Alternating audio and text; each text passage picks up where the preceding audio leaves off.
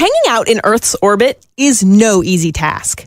You already know satellites and structures like the International Space Station have to deal with things like space debris and cosmic rays and dust and all sorts of stuff.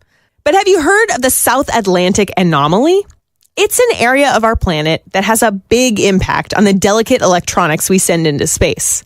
I'll get to that in a minute, but first, let's back up and talk about the radiation belts that actually protect our entire planet. The Earth is surrounded by two donut-shaped masses of high-energy particles called the Van Allen belts. Those particles are leftovers of cosmic rays shooting in from outside our solar system that became trapped in the Earth's magnetic field. They exist in that belt configuration because the magnetic field follows a telltale pattern, one you know if you've ever seen iron filings sprinkled around a magnet. The high-energy particles would be dangerous on their own, but when they're trapped in the Van Allen belts, they actually shield the Earth from any other dangerous particles that might elbow their way in.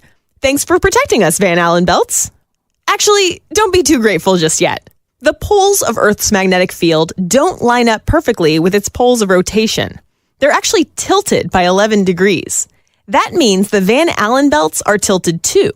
And that means that the inner donut-shaped mass of deadly high-energy particles dips dangerously low to the Earth's surface, as close as 124 miles or 200 kilometers at some points over the South Atlantic and Brazil. That dip, which is called the South Atlantic Anomaly, is well below the path of a lot of satellites, which are forced to pass through the belt and get pummeled by protons. And we're talking pummeled. Every square centimeter is hit 3,000 times per second. That abuse can cause all sorts of problems, from data glitches to electronic damage. Engineers actually tell their satellites to power down whenever they pass through the anomaly because they hope that'll protect their data. Yeah, it's pretty intense.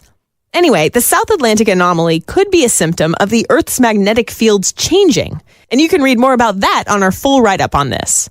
But suffice it to say, if you're heading into space anytime soon, you might want to check your map to make sure you won't be passing through the South Atlantic Anomaly, or you're gonna have a bad time.